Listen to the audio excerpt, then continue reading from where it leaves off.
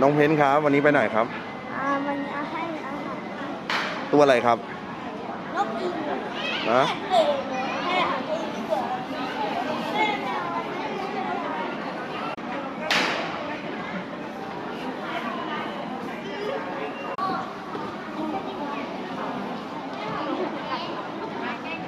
นั่งไหนลูกนู่น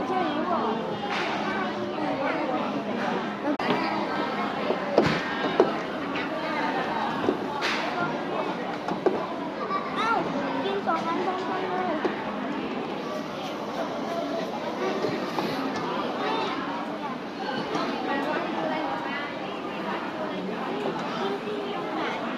ให้ตัวเล็กบ้างเลยลูกให้ตัวเล็กบ้าง จะให้